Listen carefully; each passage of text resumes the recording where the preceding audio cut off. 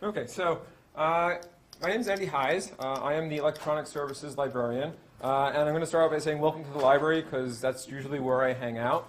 But I know I'm not in the library. That's fake.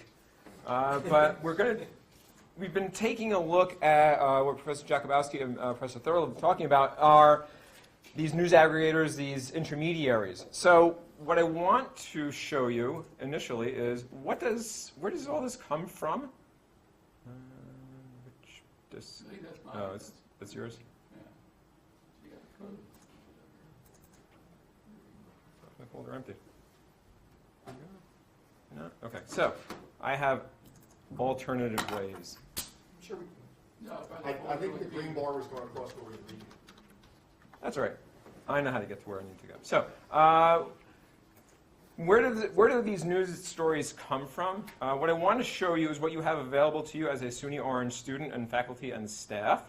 There are some databases that you can find really, really useful articles. But how many of you have actually sat down with a scientific article and read it over a weekend with a cup of coffee or tea?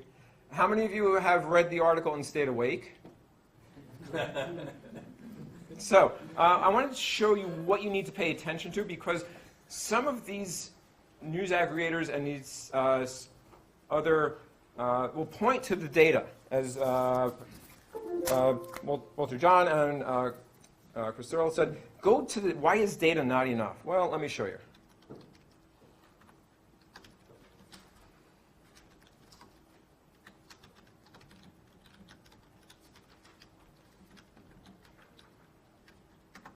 That will be enough for me to find it. Yay. So here's an article that I found using the Science Direct website. This is something that you have access to as a SUNY Orange student. You can use it to find really, really useful articles. This one is discussing regional distribution and variability of model simulated Arctic snow and sea ice. Very timely. It is from 2017, so I know it's recent. What do you pay attention to in this? Let's go through this. Here's an introduction. They go on for that.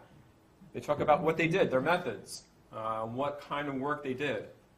This is where, Carl, you fell asleep, because this is really something that's going to be understood by a fellow climate scientist.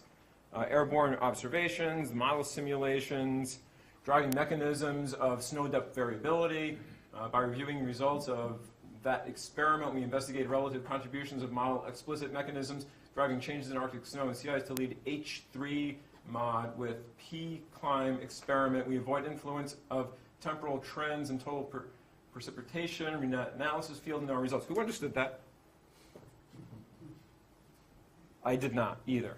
So what you need to pay attention to, you go past the charts and graphs where they talk about what they've done and how smart they are and how wonderful their research was.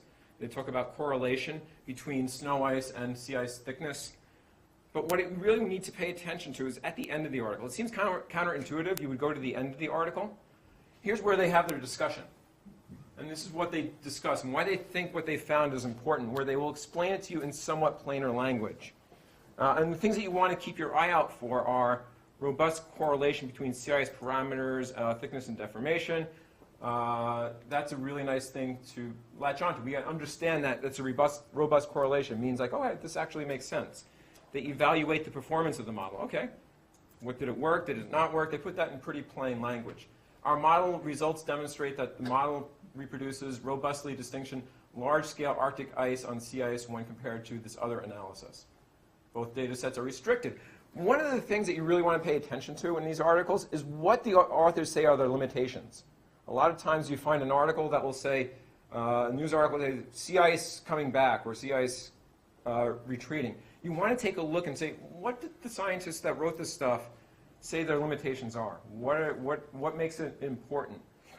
And they will point out, well, both data sets are restricted by uncertainties, and they go on to talk about those uncertainties. So you can sit there and judge that and evaluate that for yourself. And that's a rather lengthy discussion. They go on to a conclusion where they talk about simplicity of snow parameterization, robustly comparable to snow depths estimated. So this talks about their model, how it did actually work out in the end, and they've got some tweaks and adjustments to make. You may have remembered a bunch of years ago there was some email dumps from climate scientists saying about, hey, try this trick. And this is what the scientists were talking about. It's not a trick. It's, okay, this is a tweak to our model so we can make it better. Okay, so those of us that can understand these sorts of things have a really nice day reading these sorts of things. I also want to point out bias is a really important thing that students and faculty want to know about. Where did these people get their funding? And you can read it plainly here. This is where these people got their money from. You can go in and take a look at the grant. So you can say, okay, who contributed to this? And that's a really important thing. So you have a couple of intermediaries that you can use if you don't understand that, or if you get into that and it's really complicated. At the SUNY Orange homepage, we have this opposing viewpoints database. And as Professor Jakubowski pointed out, well, it sounds kind of like balanced. Is it not? Is it? This is where you have to do the heavy lifting yourself. So we do have topics that you can just click into. There's an energy and environmentalism topic. We can click into this. Here is, no thank you, not now. Deforestation, I'm looking at. Oceans, where's anything? Ice, climate, global warming and climate change. And this is where you can use a reliable intermediary. There's this discussion of the CRAP test. And usually we like to think about a nice standard checklist. I can say, yes, it has that feature, it has that feature, it doesn't have that feature. Yes, this article has that feature, so yes, this is a reliable site. But in reality, it's not a yes or no proposition. You have to take a look at it yourself. You have to judge and say, well, what's the biases? Where is this money coming from?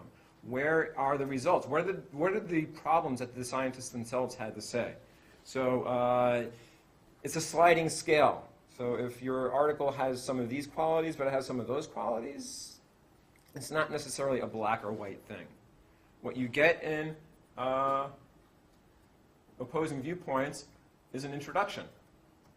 And this allows you to gain entry into what's going on. This will have some nice keywords that you can take a look at. Global warming first appeared in 1975, so we know that this is an issue. It refers to Professor Jakubowski's Time magazine article from the 1970s. The causes of climate change. Here are some things that we can research. We can get our hands around that greenhouse effect. We can take a look at carbon dioxide and methane. Wow, I learned something new. There's not just carbon dioxide. There are these other things.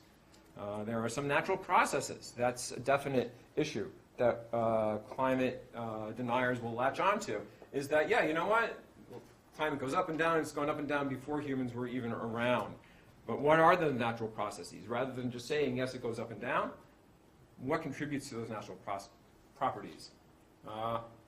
As going back to what I was just taking a look at, those models that we take a look at and are being used, are they reliable?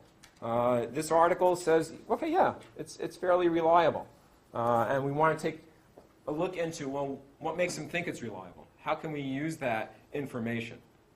And then effects on global warming, because as you gain knowledge of this topic, you can now take a look at what the articles mean. There are viewpoints that you can click into. Don't blame millennials for widespread food waste. This is climate change can be stopped if people try harder. Scott Pruitt is the right leader. Scott Pruitt is the wrong leader. This is the balanced approach that you need, information that you need. Just beware that just because it's up there doesn't mean it's right. Click into the article. Find out what the article is trying to present. Do they use that information reliably? Is it something that you say, you know what, yeah, that's kind of right. I kind of agree with that, but boy, wow, where does it go off the rails? Where does it differ from what I'm seeing other places? It's additive. The more you learn, the more you will understand. Okay, so that's one of the tools that you have at your fingertips. You are welcome as a SUNY Orange student to use any of these search engines. So as you see articles that you either agree with or disagree with, read through them, pick out a couple of keywords, and just go ahead and plop them in here. So